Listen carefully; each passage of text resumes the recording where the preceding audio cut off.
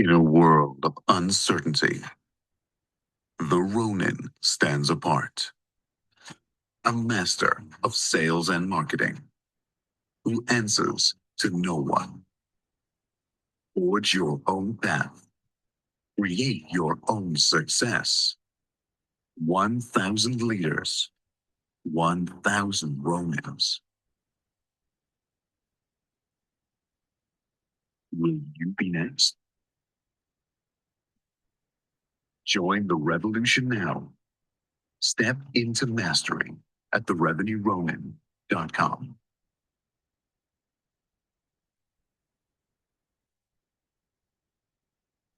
In a world of uncertainty, the Ronin stands apart.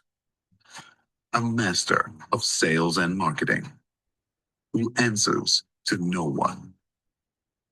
Forge your own path. Create your own success. 1,000 leaders, 1,000 Ronins. Will you be next? Join the revolution now. Step into mastery at therevenueronin.com. All right, welcome everybody. Hope you're doing well. Today's space is in the Revenue Ronin community, so thank you guys for being here. I hope you're having a great day so far. And Antonio, you're off the hook today because I'm doing the Zoom recording, so so you're off the hook there. And yeah, my daughter's sick, and so I caught her cold. So I was doing so good, and yeah, but hey, we're gonna continue pressing forward here. So, obviously working from home today, but that's how it goes sometimes. And yeah, you just roll with it. You just roll with it. So, great to have everyone aboard here. Please like and repost the space. And today's space is sponsored by Antonio, our good buddy Antonio, and his product called Xscribe. And if you want to join the beta access, I'll drop a link below so you can check out how to, get on that list, support him, and start experiencing what the Xscribe actually does. It basically takes in a space, like let's say Jane records a space. She can take that URL of the space, put it into Xscribe, and it'll transcribe it with the speakers notifying and indicating which speaker spoke. And you can take that transcript and you can turn it into content for you. So it's definitely a great tool, and so definitely check it out. I'll get the link in a second, but first off, welcome to the stage, Andy. How's it going, man?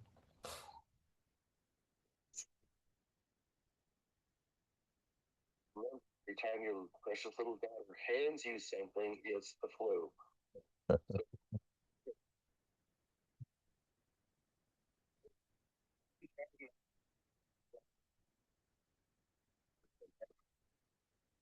Recently, he talked about it's not just the 10,000 hours of engagement, but it's also I can't remember what he said. But here's my view of it. My view of the becoming a master of anything requires repetition. Everyone has a capacity for absorption, right? Knowledge doesn't come from hearing, right? It hears, you digest it, then you absorb it, then it becomes part of you. That's knowledge, right? If I just tell you something and it bounces off your head, it's not knowledge. It's just me talking. But if you hear it and you digest it into compound pieces you can absorb and put into your brain, and then it's then inside you, that's the knowledge, right? And so everyone has a different capacity and rate at which they can absorb and digest information. We call that intelligence. I call it speed.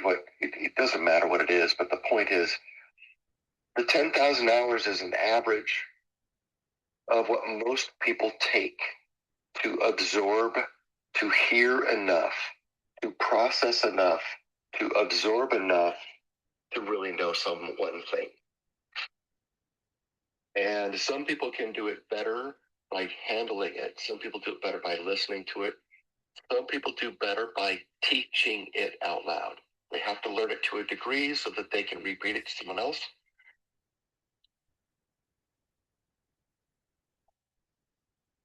And so you've got an amount of time that it takes to do all that whole workflow.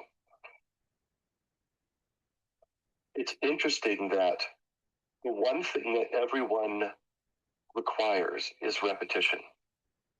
Everyone requires repetition to some degree. And if you are the kind of person that goes, oh, God, you do that 100 times, why? You're the kind of person that is faster at absorbing things. But if you do the 100 repetitions, you can jump to the end of the 10,000 hour rule. Anyway, it's an interesting perception on the 10,000 hour rule is really about how much do you process information, how fast do you process it, how do you then store it in your brain to extract it when you need it? Because extracting information and using it is called wisdom. Knowledge is what you get as you put that information into your system. So, sorry, a little around the circle there, Justin, but 10,000 hours is cool. You can become a master punching things by learning martial arts and boxing. You can learn a master of kicking things by learning a different martial art. You can learn a master of marketing and sales by learning it, hearing it. But if you don't do it, it doesn't count. Yeah, well said, Andy. And part of the things about mastery, which is so powerful, is, really three components for me. Is number one, it's pattern recognition is quicker. So part of, mastery of one's craft is really recognizing patterns. It's really important, especially in marketing. That's number one. Number two is it's very solutions are systematic, right? Solutions are just systematic.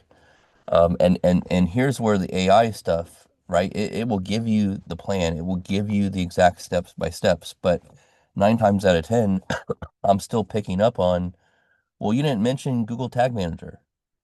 Or, hey, you forgot to mention Facebook Cappy for conversion tracking. Or, hey, you forgot to mention Google Analytics that I have to do this special code and I have to embed this code on the thank you page. And hey, you didn't mention this, you didn't mention that. So I pick up on that, but the AI and your average person will not. They'll miss it. So, and then the last thing is I see revenue gaps others miss. So when I go into an engagement, and this is where like, really tapping into your superpower comes into play. Like once you know which levers to pull for revenue for companies, it's really powerful. It's really powerful. So you go in, you assess, and then you identify, okay, these are the gaps, and this is how we're going to fix them. So those are really three components: pattern recognition, solutions are systematic, and you see revenue gaps others miss. So that's the 10,000 hour rule. I mean, I have 10x that, 10x that. Andy probably more than that. So and and yeah, if you haven't read the book, by Malcolm Gladwell, it's called The 10,000 Hour Rule. Highly suggest you read it. But it's all about, you know, I'll share some takeaways for everyone in the chat here. But thank you everyone for joining us. Please like and repost the space. Would really appreciate it. And then I do want to go back to Andy when you're ready. Like, what's your fuel? Like, what fuels you on this journey? I was hoping Danielle would come today too. Like, WTF, right? Where's the fuel? But what fuels you, Andy, if you don't mind me asking?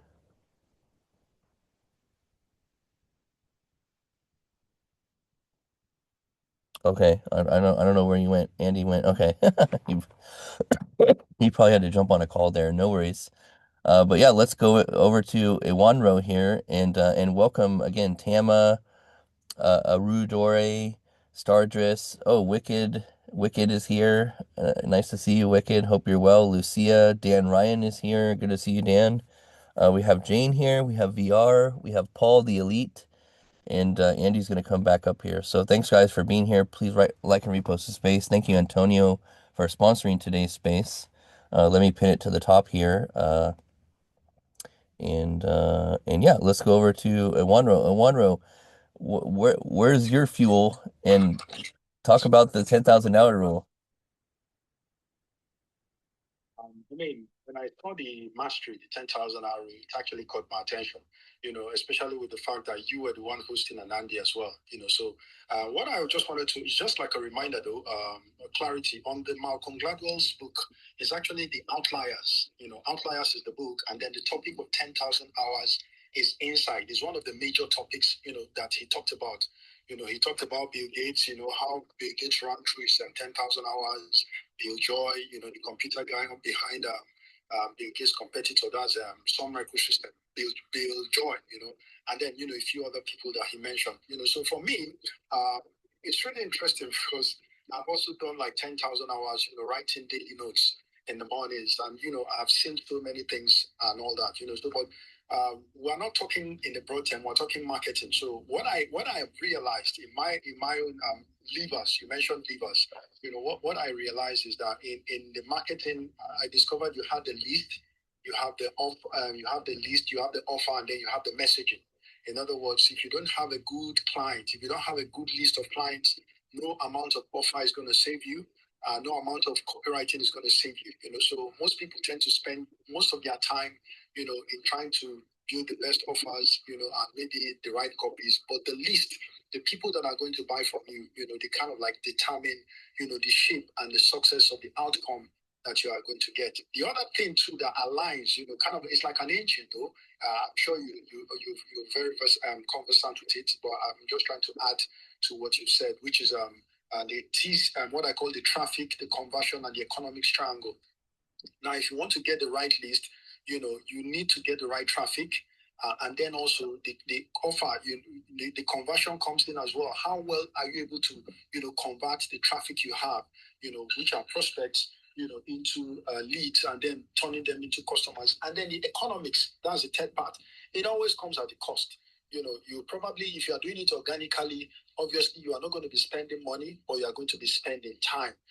So as someone who, like my career, I actually began my career by sales, by selling. I was selling. I didn't like the job initially because, I felt because I could write, when I was employed, it was a branding printing company.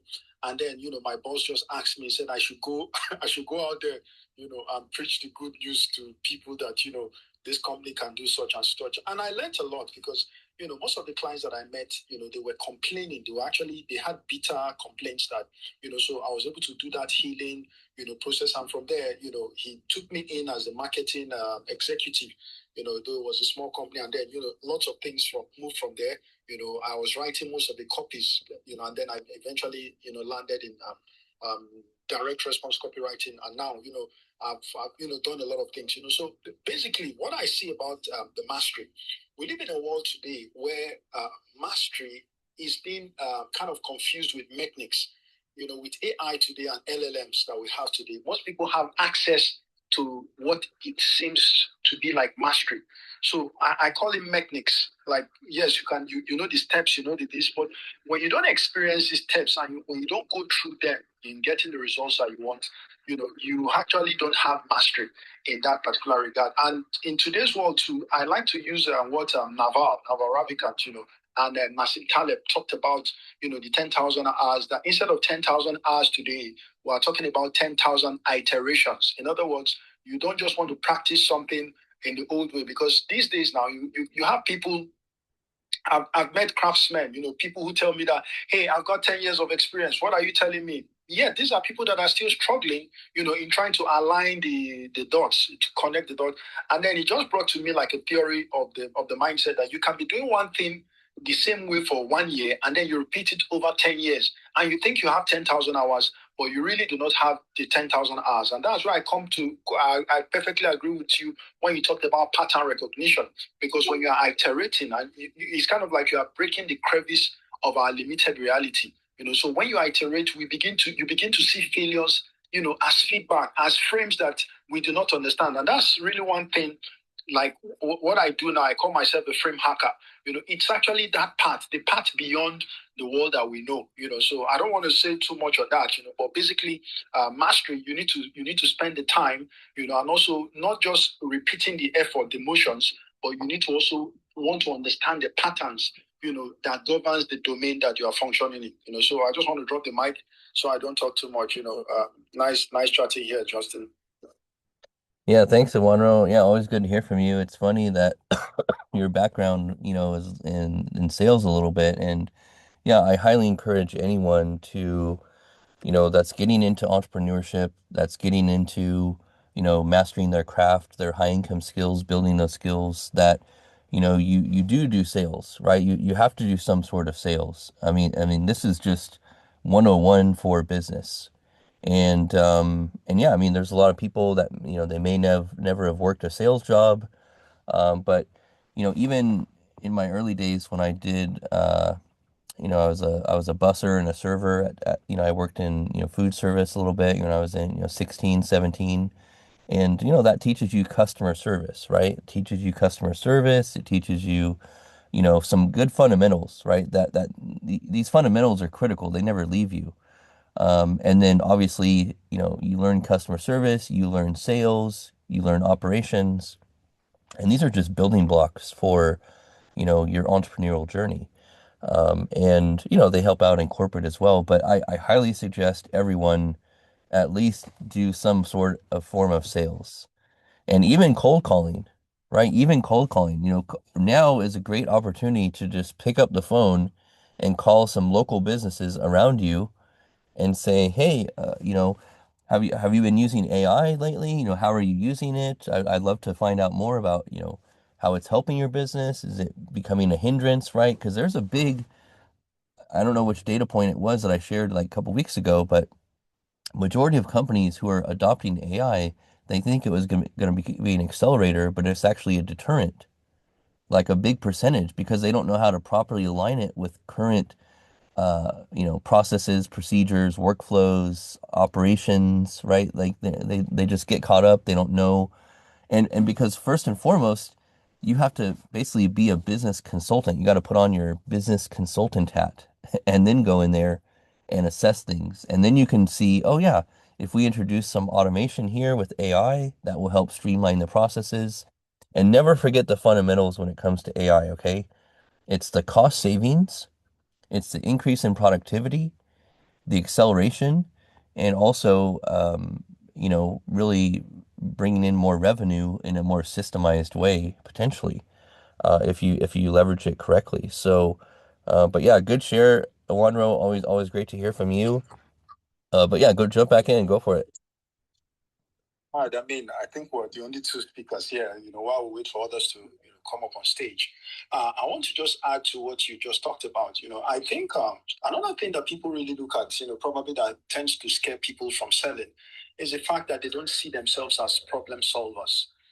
Most people are willing to listen to you when you meet with them at their point of need, when you meet with them at their point of problems.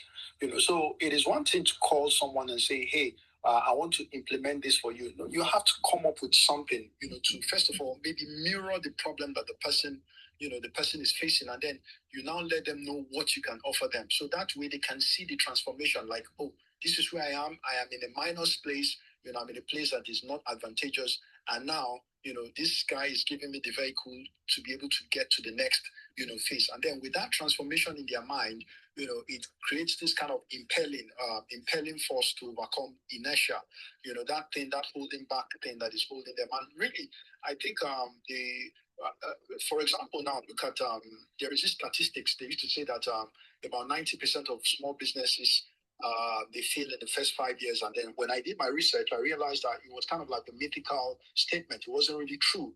It was about 55%, and then some struggle, and then in the next 10 years, it's actually 10 years before they kind of fail and all that. So when I saw that, so what I discovered was that most of these business people, many of them, they lack accountability. And most of the problems, like you mentioned as well, these are things that AI can easily, help to solve.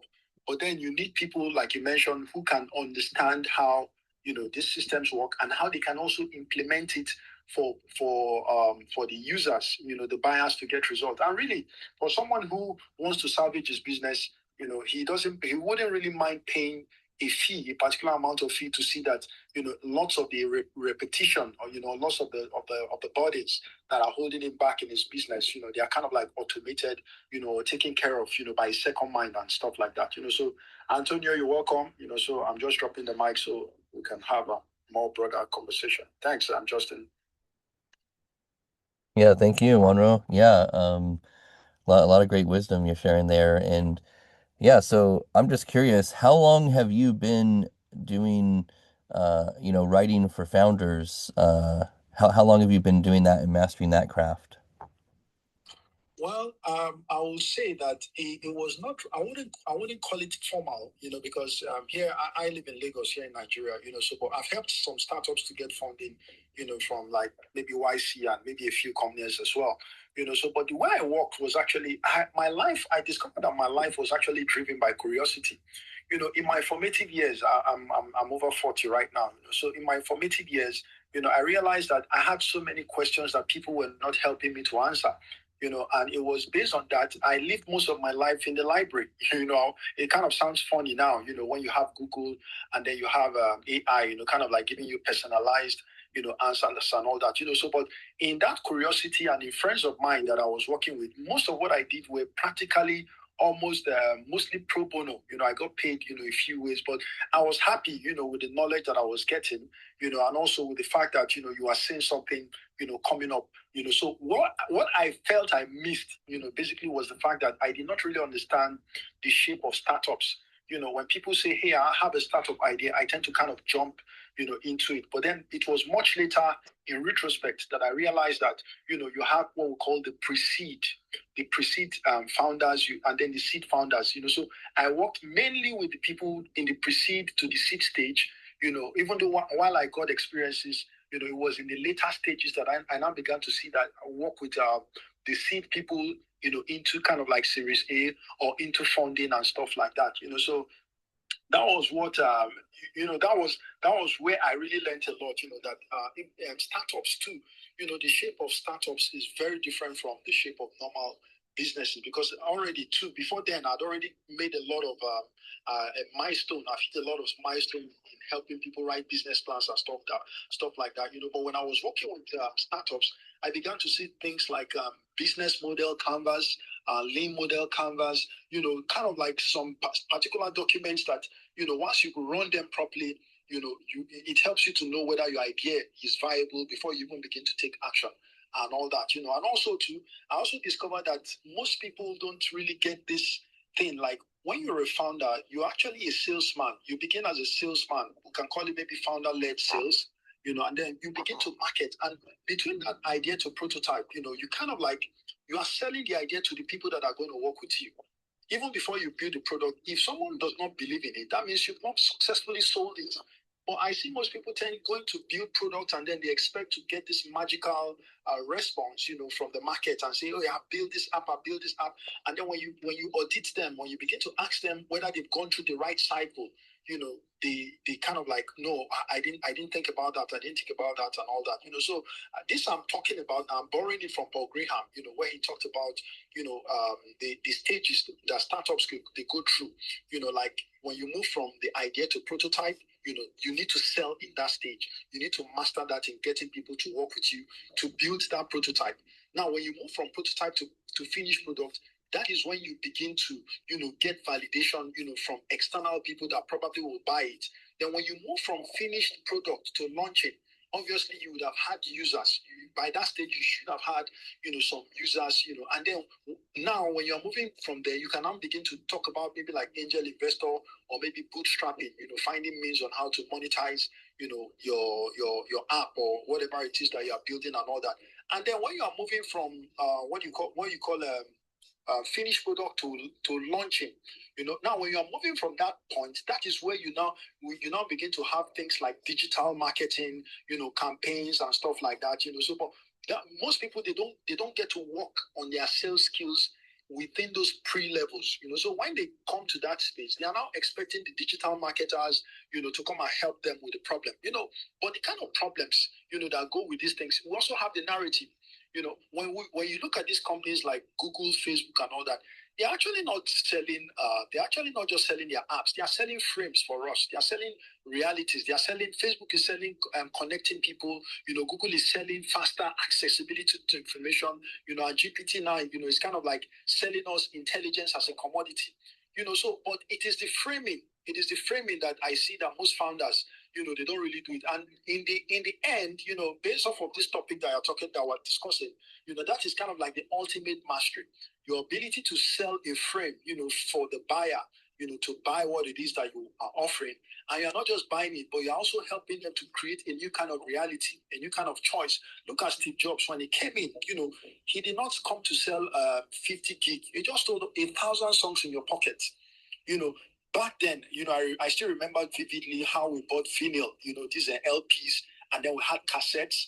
And then after that, the compact disc came about, which was still plastic, but it was kind of like a silver disc. And then, we had the MP, where we had the Napstar. What's this guy's name? Sean Parker, or, something like that, brought in, and then the lawsuits and all that. And then the MP3 evolution came about, but there were devices at the time. But when the iPod came in, it just changed everything. And that is what I would just like to summarize or conclude by saying that, someone like Steve Jobs is a master. He's someone who has mastered, the art of sales and marketing, not just marketing, but sales and marketing mastery. And he kind of like iconizes or, epitomizes what it means to really become a master in the 10,000 hours. Another person too that I will also put on the stage is Donald Trump. Whether you like it or not, I've read his books. Way back in the early 90s or mid 90s, The Art of the Deal. He could literally sell almost anything. You get, so he was a master salesman in his own regard and all that. So on the other side, he's a very good salesman too. He's someone I can tell you that has also mastered the art of sales and marketing. Mastery. So I don't know if this my little juggling has been able to answer the question. Yeah, thank you, Wanro. Stardust, your mic is opening up there, but yeah, I had to mute you. So but yeah, did you want to jump in here, Stardust, real quick? Okay. Yeah, so I want to comment on the practicality and yeah, the feasibility part, right? So when you really crack the code of, people have a business when they get their first customer, right? When they get their first buyer, right? So once you get your first buyer, that's everything. You now have a business. So you go from idea to business when you have your first buyer. Okay? That goes for everyone, or your first client, right? And so you just have to get real clear on, are you building a product or a service? And once you establish that, then it's all about getting that first, that first buyer of your product and or service, or getting that first client. And then once you get that, it's all about fulfillment. It's all about fulfillment. So I'm actually heading somewhere, so I'll okay. be leaving. So that's why I'm just so to add to what you're saying, getting one customer is more valuable than getting 1,000 prospects. I think that really needs to resonate. When you have one paying customer, someone who has put his money, to buy whatever it is that you're offering, that is the ultimate validation. When someone brings in $1, $2, $5, $10 to say, hey, I want to try this thing, I want to use this thing, it is more valuable than having like 100,000, 10,000 users. Of course, when you have like 10,000 users, you can change your business model to advertising, because now you have people that you can sell to other companies. But that's a different business entirely, compared to when you are selling that particular product. So I wish this conversation, I wish I was available, to really share more. But I'll be looking forward to joining future this thing, because I have been busy offline as well. I've been busy doing a lot of things, on behind the scenes. So I just to appreciate you, but I'll have to I beg to take my leave. I think it's already late. So thank you guys. Thanks so much. A shout out to you, Andy. Shout out to you, Dan, Antonio, Tama, and everyone else. Bye-bye. Thank you. Yeah, thanks, Awanro. And just remember, be productive and profitable, not just busy. Okay. All right. Much love, man. Thanks for the mini masterclass there. So, all right, awesome. So yeah, let's jump over to Antonio and then we'll go to Dan and then we'll go, excuse me, back to Andy. And yeah, good to see you, Yvonne. Hope you're doing well. Happy Thursday. But yeah, Antonio, jump in, man. How's it going? What's the fuel for you? And yeah, share some updates for the crew here. How you doing? First of all, man, thank you so much for the sponsorship, man. You betting on me is kind of like the fuel I didn't know I needed, to be honest, right? After our conversation, it really kind of turbocharged me. And I mean, there's tons of fuel, to be honest, whether that's family or like Onrar was saying, your first paying customer, right? That's always a little something that kind of like jumpstarts you. And it's funny that y'all were mentioning it as I'm walking around the hospital. I have a prospect here at the hospital that I chat with from time to time, and I provided a service for him pro bono. And as your space was starting, I saw him in the hallway, and he pulled me aside, and he was like, "Hey, man, I really appreciate everything you did for me, and I need to figure out a way to get to pay you, right?" And he was like, "So come this Friday, I'm gonna send you over, something for you helping me out." So that's kind of crazy that was as y'all were talking about it. But yeah, I mean, fuel is one thing. Uh, what I'm trying to figure out is how to fuel my ability to sell myself, right? I've always been able to sell, uh, whether it's a new feature to a user here at the hospital or a new workflow or whatever, right? What's really difficult is figuring out how to sell myself. But the 10,000 hour is a rule for a reason, right? And I guess the more I jump into that, the more that gets easier. And again, thank you so much for the sponsorship. I want to invite anyone that's listening to this space to, use the tool. Just reach out to me. I don't have I'm trying to set up a little trial version of the tool. It's not quite built yet, but if you reach out to me, I'm more than happy to kind of manually do it and give you a little complimentary transcription of it, of any space that's recorded. So just reach out. And again, thanks, Justin. Yeah, thank you, Antonio. Yeah, and congrats on, yeah, I mean, in the beginning, do a little bit of pro bono work if you don't have like the clients, just yet, right? Do a little, pilot program, I like to call it, or pilot project, and, show them the work. And it's even a win, like if they come back and they say, "Oh, wow, that was super valuable. Like I feel obligated to pay for that." Like that's a good indicator that A, they're a good person, they respect your time, and B, that's a clear indicator that you're onto something, right? So pay attention to those key indicators, right? Because throughout the journey, you may not see those very clearly, but again, when someone gets a problem solved and they see it's valuable and they like want to respect your time, like that's big, right? Same with me. In the beginning, I'd do free computer work, I'd solve a problem for them and then they'd be like, "Oh wow, like you know your stuff, Justin." It's like, well, yeah, I've been, building computers my whole life. So then once I solved one problem, then I was able to help them with many more problems. So, and that just, accelerates and compounds the relationship and the trust. So, and then, yeah, as far as selling yourself goes, so yeah, I mean, essentially, you want to just find the angle in with people. I call it the angle.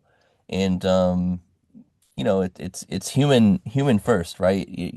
We're all human, right? We all have emotions, and but as you develop relationships, and you take an interest in other people, what they're doing, what their interests are, and oh, I can maybe help you build that. Oh, wow, wow, okay, that'd be great. And then see how you can get in there. So, but yeah, did you want to jump in, Antonio, and then we'll go to Dan? Yeah, I just wanted to add. I mean, as you said, you've been building computers your whole life, so it kind of like for someone that hasn't, and you just do it in 5 minutes, right? It kind of blows their mind. And I think one of the blockers I have, and probably a lot of people have, is it's easy for me, so I don't see much value in it for other people. right? But I think I need to reframe that thought, or that idea, and just kind of see the value in the knowledge that I have. Yeah, that's a big one, Antonio. So let me tell you, like once you start accepting and knowing and reaffirming your value and your expertise, that's power, right? That's power. Getting that clarity and that confidence and that competence. And then when you're having those conversations, you're more confident because of your competence and, them recognizing it and willing to pay for it, right? Like this is where the rubber really meets the road. And yeah, it takes some mental work to overcome that. And we call it also imposter syndrome, right? So it's like you have the skills, you have the expertise, so you just have to get out there and have more conversations and demonstrate, your value. And once you do that, then you'll start attracting more people. But you can't fast track this stuff, right? It takes time to build on. And but once you find those, we talked a little bit about it yesterday, once you find those dream clients who really recognize the value that you provide in your expertise, and what comes easy to you comes very hard to other people, and they're willing to pay you for it because they want to save time, right? It's all about saving time. Like they can figure it out on their own, but then it's like, well, I better pay Antonio because he's like, this is his jam, right? This is his superpower. So, but yeah, like getting over that mental block is big, and just keep putting in the reps, and you'll get through it, man. You'll get by the end of this year, like you'll have like 5 clients. You'll be doing side work, and you'll have a growing agency, and that's how this thing works. That's how this game works. So, but yeah, keep up the great work, man, and always great to connect. Let's go over to Dan Ryan. Dan Ryan, welcome. How's it going, man? Justin, I trust you can hear me. Yeah, you're audible. Yeah, how's it going? Yeah. Well, happy to be here.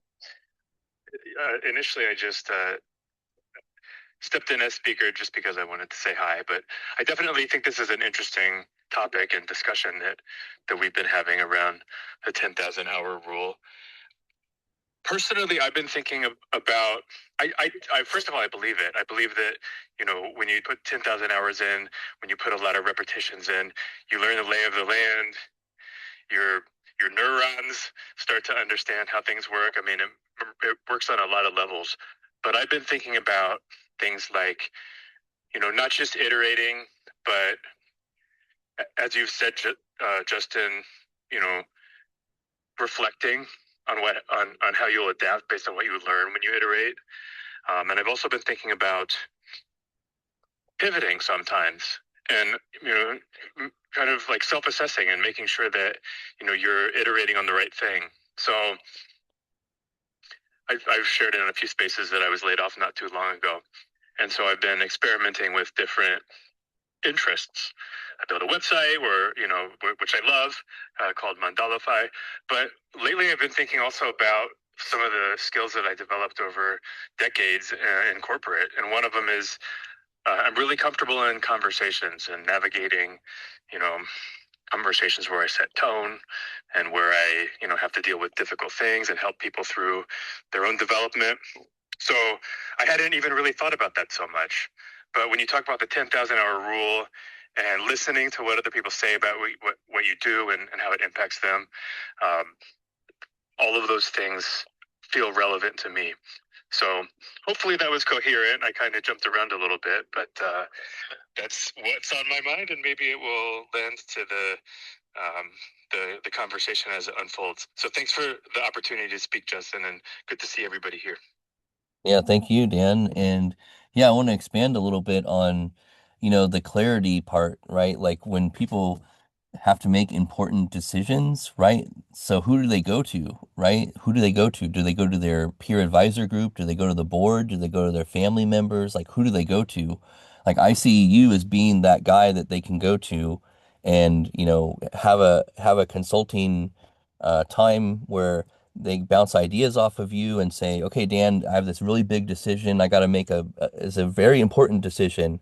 And so I'd like to bounce these ideas off of you and kind of brainstorm and get your feedback and input, because you have the expertise of, navigating, operations with teams. And so I see that as like your superpower, right? A high income skill superpower that, companies and individuals that have big decisions to make that need clarity will pay for, because they value your expertise, but then also having that safe space for them to that's confidential. And so yeah, that's what I see like opening up for you as a possibility based on, your high income skills, what you were doing, and then also, incorporating AI into that as well, because they may not be as savvy with AI as you are. So I'm almost certain, like if we're on X here, and we're definitely like on the cutting edge when it comes to AI. I'd say than any other platform. TikTok, it's getting there. I've seen some stuff on there, like they're talking about quad bots now and all that stuff. But I think X is like the spot for people that are on the, I don't want to say bleeding edge, but it's pretty pretty darn close, like cutting edge, bleeding edge. But yeah, that's what's showing up for me, Dan. And I did drop your website for people to check out as well, and I'll pin it above. Check out Mandalify, guys.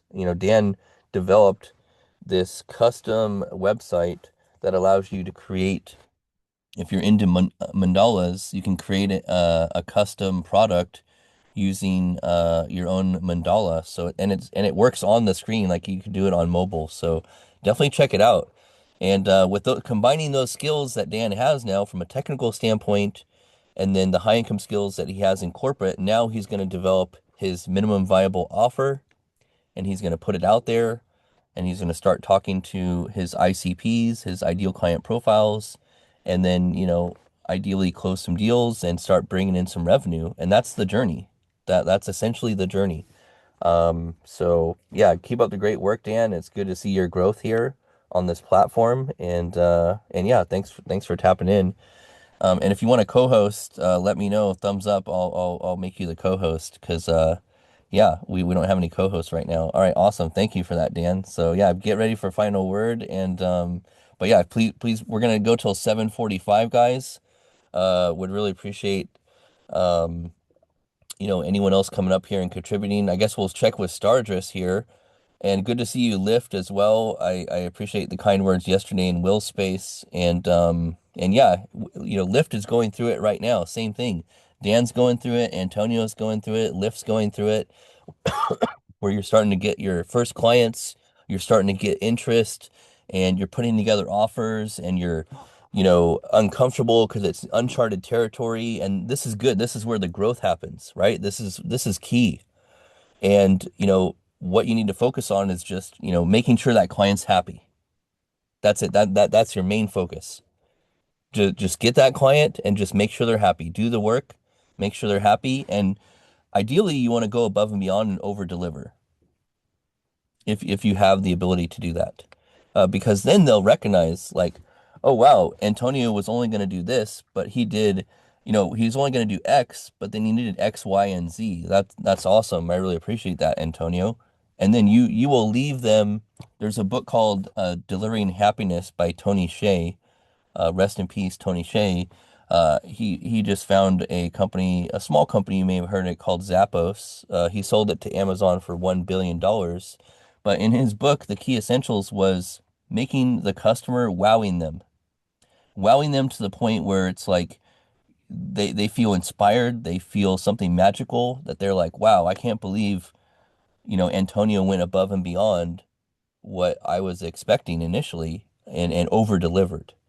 So that's called delivering happiness. So once you do that, like you potentially have clients for life. My longest client was like 7, 8 years in a marketing agency, and I ran their social media marketing for like 8 years.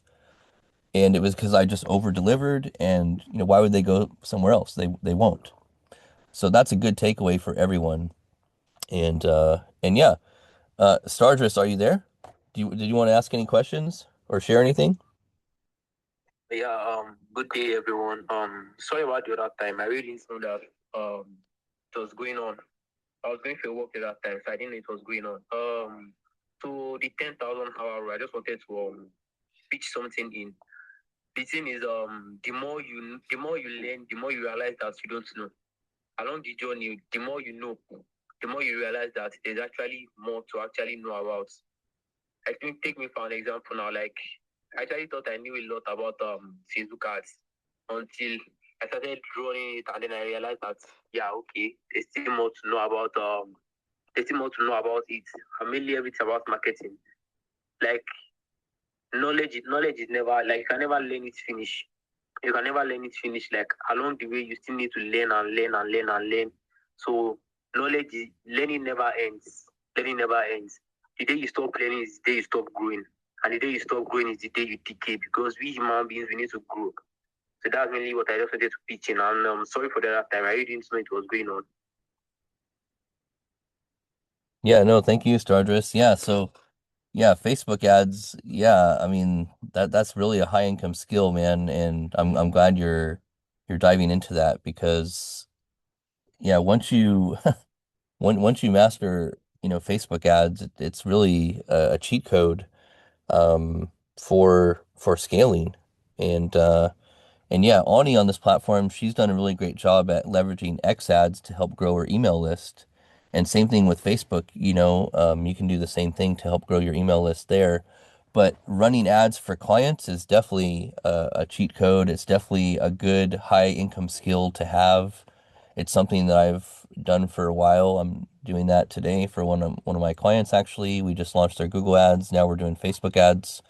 And yeah, and it's not easy, let me tell you, right? Like it's not easy, but it's doable. It's a learnable skill. And once you start running ads for, different clients and for yourself, you will become much better at running ads. But there's really four key components to running ads that's critical. These are the four key components. So number one is you have to make sure you have the right targeting. Okay, the targeting is really, really important. It's in my book, it's more important than the creative and the copy. Why? Because you can have the best creative in the world and the best copy in the world, but if it's not landing with the right people, it's not going to make a difference. So that's number one is the targeting. And then you have the copy, and then you have the creative, and then you have the call to action or offer. So those are really the four pillars. If you nail all of those, the right targeting, the right creative, the right copy, and the right call to action slash offer, meaning an offer that's so good people cannot refuse. Alex Hormozy talks a lot about it. It's basically such a good offer um, that people would just be like crazy to say no to it, right? Once you have all those four components, like you're good to go, right? That's really the key.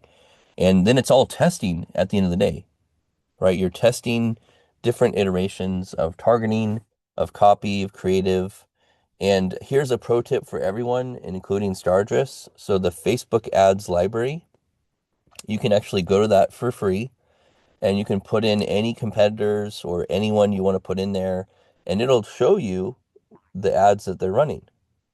It'll show you if they're running ads. It'll pull them up. You can see this is their creative, this is their copy, and you can get insights for free. So it's really a good, helpful tool. Facebook ads library, it's called. So yeah, jump in here, Stardust. Go for it. Um, yeah, I had another question. You mentioned targeting, copy, creative, and offer. I just wanted to ask, like, what is an example of the offer? Because I've heard it somewhere before, but I couldn't like pin it down. Like an example of an offer. Thank you. Yeah, so for an offer for you, for instance, like for your business, Yeah, let's say real estate. Yeah, real estate. yeah, like an example offer for you is like, hey, I'll run your ads for you for X amount of months or X amount per month. I'll run your ads for you plus, you pay for the ad spend. So it's like, how many hours do you think you can spend per month for them running their ads, and then they pay for the ad spend. I mean, that would be a good offer. And that's, one that I run all the time. So, like I charge basically like the minimum I'll charge is like $1,000 a month plus ad spend for one platform. up to 3 campaigns. So for $1,000 a month, I'll run your Facebook ads, 3 campaigns max, and for $1,000 a month, and then they pay for the ad spend, so it goes onto their credit card. But what you want to make sure you do first is, and typically there's a setup fee because I have to set up all the tracking, the reporting, the conversion tracking, pixel tracking, CAPI, conversion API. I have to do all this extra technical stuff before I even run an ad. So because you got to be able to track it and optimize. So 80% of clients that I run across too, they have improper tracking, and yeah, they have improper tracking set up. They don't have it set up right. 80%. So yeah, so hopefully that helps, Stardris. I want to jump over to Yvonne, and but yeah, thanks for being here, Stardris. Hopefully that's helpful. But yeah, come up with your offer. Hey, I'll run Facebook ads for you, X amount per month. You pay the ad spend, and then and take on some beta clients. So okay, Yvonne, welcome. How's it going? Welcome to the stage. Hey. Yeah, sorry I wasn't able to come up sooner. But yeah, I love that you're talking about ad running. And I was curious because you mentioned about Ani running that ad. I actually reached out to her to ask her about that because she got some incredible results running those here on X, and not only like getting some followers, but also a lot of good subscribers to her newsletter, which is freaking fire. I was going to ask her about. Do you know like the specs of what she did when she was running that particular ad? I haven't ever ran ads on X before, but I think I'm gonna test it out and launch. Sometimes it's just fun to test these things played out, right? Like then that's how you learn too. But especially when it's your own dime and it's not a client, then you can do that. But I was curious if you happen to know, or have you ever run any ads yourself for your newsletter or anything like that? Because I'm going to give it a go. I'm going to try what she did. And I'm just wondering if you know any of the specifics of how she went about doing that. Yeah, definitely. So yeah, I've run Facebook ads and X ads, and I haven't run any X ads yet for my newsletter, but I was actually gonna jump on a call and maybe even pay Ani to do it for me because I mean, can I do it? Yeah. But I would much rather focus more of my time on the strategy and acquisition of high ticket clients. And so, but yeah, it's definitely doable. Pretty much all you do is you set up a campaign, you make sure that you have the pixel tracking so that X knows exactly what a conversion looks like.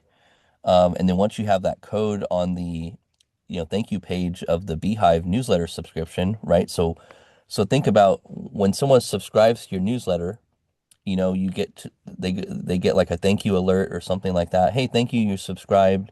So X needs to know what that firing of that, pixel looks like. So that triggers, okay, this is a conversion. So once that is set up, then it's just all about the targeting, the creative, and the copy that I mentioned. And then yeah, I mean, just start it for like $5 a day, $10 a day, nothing expensive, and then just test it out. And yeah, it's pretty straightforward. They've made some enhancements to the ad platform from years ago.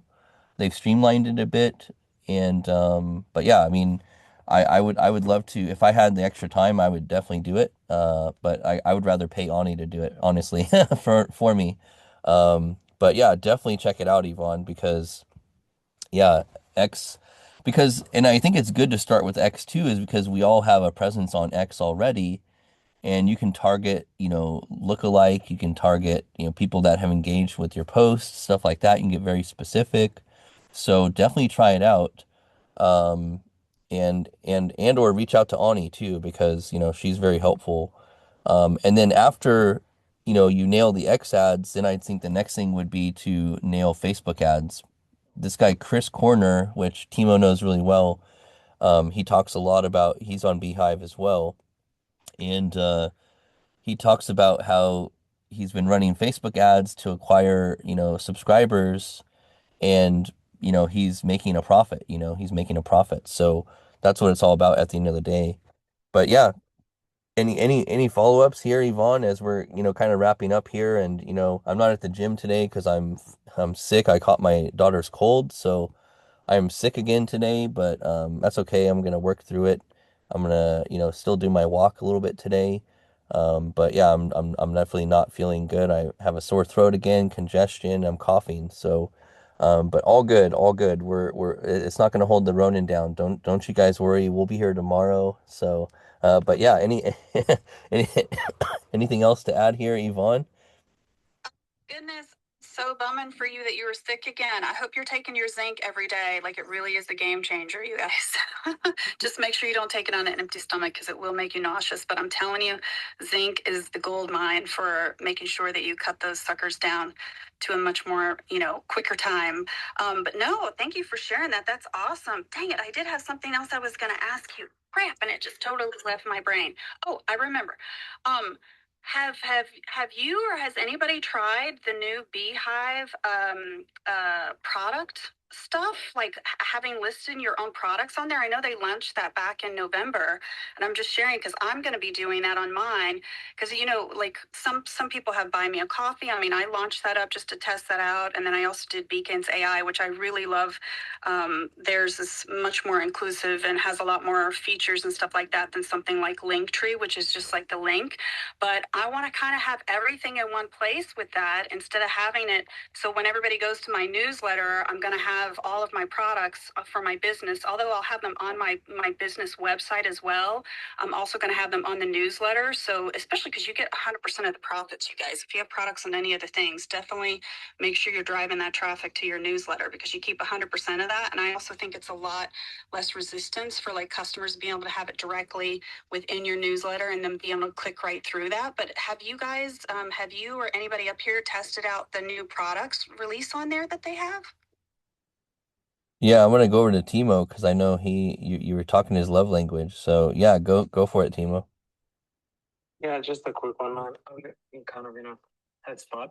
We're going to a haircut. So anyway, to Yvonne, only ran the ads to posts with her, like she did posts with copy that was supporting an article that was kind of related to that post. So she got people interested with a good hook and a good copy of a post and then an article link, and wasn't throttled because of the link due to it being an ad. So she got like she got less than $1 per subscriber acquisition. So that was pretty good. She ran like a $50 test run, $5 a day for 10 days or something like that. But I dropped a comment on the space bubble, so check that out and contact her. She explained to me what she did, so she's probably going to do that to you too. But as for the products, yeah, I have them, and I have them linked on the landing page on Beehive, so you can do that on the website builder too. They're actually going to have better. Now you can also have lead magnets. So you can have lead magnets, and you can link automations to each product that you sell. So you can have a lead magnet for free, and then that launches an automation that then drops the lead magnet, and then you can have like an automation email sequence that then just promotes the paid products and whatnot, and you can then have another automation from a new paid product that then you can basically build like a funnel of different product funnels that promote the other products. So, and the best part of it is that they are completely free, or as of Beehive is not taking commission, only Stripe takes like 1.2%, whatever they're taking when the money comes in. So yeah, that's a pretty good platform, and I'm moving all my Gumroad stuff to there. I'm building lead magnets, and if you do the max plan, you can have one-on-one coachings that link to Calendly or whatever calendar you want, or I think they have native calendar there too, so you can sell coaching, but you need the max plan for that.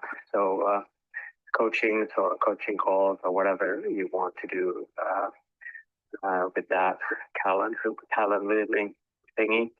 So, and as for you said, Linktree, they have a links page, so you can build like a link tree page on Beehive, which is going to be like Yvonne's newsletter .com/links. That's what it is. So for me, it's like highsafetymatierials.com/link. So there's like for me, it's only just subscription, archive, products and whatnot. So you can do that natively on the platform, which is amazing. So you don't need all these third-party gizmos that cost money. They can basically just run your entire empire. The only thing they don't have is monetized videos, but obviously you can now basically build a course and promote it through that or whatever. So it's pretty dope what they are building. And they're, I think Tyler was mentioning that they're going to have, I don't know if they already have it, but they're going to have like you can basically build like a landing page for a product. So it's going to be like a native Beehive native landing page that lists all your products. So basically like an e-commerce store. But I haven't seen it yet, but it's coming. Yeah, awesome, Kimo. Yeah, thank you. Great question, Yvonne, because I think the digital products and Tyler even he launched his $10 book, which I bought. It was like for founders, his big desk energy. It was like $10. I bought it, and I think he did a report on how many people bought. I think he made like 7 or 8K on that. Yeah, 700 people bought it in like first hour. So Yeah. And what is great is that now they have, I think they have a link to Apple Pay now, and I think they have a Google thing already. So you're not forced to use the whatever they first offer, just like pure Stripe type of a payment with card. So they're developing all the time. So it's very dope what they're doing. Yeah, awesome. Well, we have Steve here, so I want to welcome Steve as we're wrapping up here. We're, on the tail end here, so I want to go to you quickly, Steve. Welcome. Anything to add here? Welcome to the space. Hey, thanks for some great insights here. I just wanted to add, don't think that you have to get really big in order to develop a marketing plan around developing channel partnerships. Sometimes some of the best reduced cost of acquisition of your customers is to simply partner with either going up market with folks or down market with people that are complementary to what you do. And you can basically just gain access to the market through your channel partnership. I definitely have made way more money in channel partnerships than any type of organic stuff I've ever done with my products. Yeah, good pro tip there, Steve. Yeah, thank you for that. Yeah, strategic partnerships in my IT business, I had a partnership with Staples and Cox Communications. So, Cox Business Services, they would plug me in to do, networks and all that fun stuff. And yeah, it was some good revenue and it, was zero.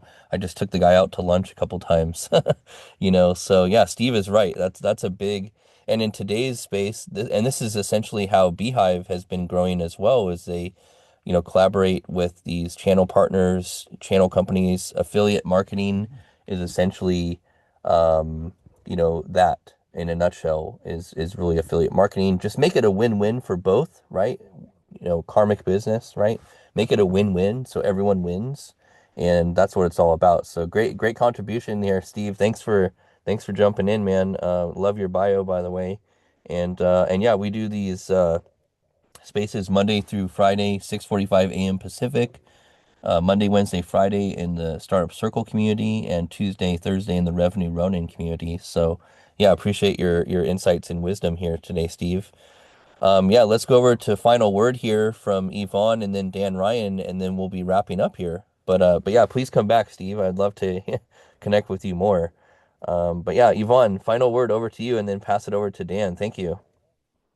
Ooh, Ooh, yeah. Thanks for popping up, Steve. I love what you shared. It's so important to remember some of those things. Sometimes we can get so linear in our thinking, and we need to think around and beyond that, right? So I love what you shared there. And yeah, final word. I'm excited to go back and listen to the beginning of the space since I missed it. So another one bookmarked for sure.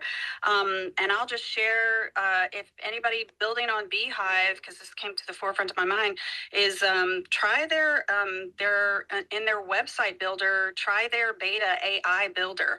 I've been playing around with that, you guys, and I usually like to design stuff like that myself, but it's pretty freaking awesome. I have to tell you, like there was something I was trying to do there, and I'm used to Wix where you can literally customize so many things and drag and drop and all this stuff. And on the Beehive one, it doesn't have that as customizable like that. However, something I was trying to do, I literally was like, well, let me just try the AI. And I tried it with the AI, and it literally did the bottom part of my banner on my footer, and it looks freaking beautiful. And I was like, yes, like, like when you have that one thing and then you click it and it just looks like magic and feels like gold. And I was like, this is fire. So I just want to share that if anybody hasn't started doing that, it's pretty bomb. And yeah, just keep grinding, keep building, you guys. Go out, make sure you have a kick-ass day, and make sure you step outside. I'm saying that to remind myself to go outside a little bit today, like when you're building all this stuff, you got to remember to go outside, take a breather, reset to yourself, get in nature a little bit or something, to smell some fresh air. So I'll land it there. Yeah, thank you, Yvonne. Yeah, definitely gonna get out, and it's a little cloudy today in San Diego, but yeah, touch some grass, guys. Touch some grass out there for sure. So yeah, thank you, Yvonne, and great. I'm gonna try that AI builder in Beehive. I haven't tried it yet, but definitely want to give that a whirl. So, all right, Dan, final word over to you. Thanks everyone for the great discussion. Justin, thanks for bringing me up as co-host. Just a quick comment. Every once in a while I venture out into the outside world, and I kind of have this moment of realization, like, wait, people don't know as much about AI as we do. The circle of people I know and here on X, and they don't know about sales and marketing and ads and making offers and doing complex projects with newsletters and websites. So just a reminder of how much you do know, and how good it is to get out in the world and take action with that knowledge. Awesome. Thank you, Dan, for grabbing the co-host. Always a pleasure. And yeah, speaking of other people, I just got a notification on LinkedIn that someone tagged me on LinkedIn for like a Google Ads opportunity, and they're like, "Yeah, Justin, this is up your alley." So, that's what it's all about, partners, guys, relationships, right? If you want to build a business, you got to focus on building relationships. And that's what it's all about. To Steve's point, how you scale is really leverage those relationships with other partner companies, channel partners who can really accelerate your growth when you're ready for it. There's one type of growth that you always want. It's called sustainable growth. Growing too quickly, very challenging. Not growing fast enough, again, very challenging. But the sweet spot is sustainability, sustainable growth. A lot of startups I worked at, they're not here anymore because, either we grew too quickly or we weren't growing fast enough at the right timing. So you got to make sure you're the right person. You got to make sure you're on the right timing. You got to make sure you have the right knowledge. And knowledge is not power. Applied knowledge is true power. And then the right timing. Those are the four key ingredients that you need: the right timing, the right knowledge, which you can apply, the right vehicle as well, and you got to be the right you. So that's the recipe for success, for sustainable growth. That's what you want. Investors want to see that hockey stick growth, which is great, as long as you're able to acquire customers and retain customers at the same rate. If you're losing customers at the same rate as you're acquiring new customers, you don't have a sustainable growing business. And this is where a lot of companies fail. So yeah, appreciate everyone's contributions today. Steve, Yvonne, Dan, Lift, Anna, Lucia, Antonio, Mr. Dalio, Butterfly 311, and Wicked. Thanks, guys, for being here so much. And just remember, at the end of our lives, we'll ask ourselves four simple questions. Did I live? Did I love? Did I matter? And did I make a difference? Until next time, keep making a difference. Build that mind. build that body, build that business, build that bank account, but most importantly, build that legacy. So stay hungry and stay humble. We'll see you guys at the top. And if you want to keep growing, check out the Revenue Ronin. We've had over 40 people sign up and become official Ronins, which is amazing. And yeah, we're the mission is very clear. It's 1,000 Ronins, all focused on sales and marketing mastery, which essentially Ronin is an entrepreneur, my way of branding it. And the movement continues to grow, and I'm super humbled to be on the journey with each and every one of you guys. So make it a productive, but most importantly, profitable day, and we'll see you tomorrow for wins of the week. Wins of the week. Why wins? Because majority of business is losses and lessons learned. And so we like to celebrate the wins which fuel us along the journey. All right, guys, much love, and I'll leave you with this outro music. In a world of uncertainty, the Ronin stands apart. A master of sales and marketing who answers to no one. Forge your own path. Create your own success. 1,000 leaders, 1,000 Ronins. Will you be next? Join the revolution now. Step into mastery at therevenueronin.com. All right, guys, go crush it today. We'll check in tomorrow. Have a good one.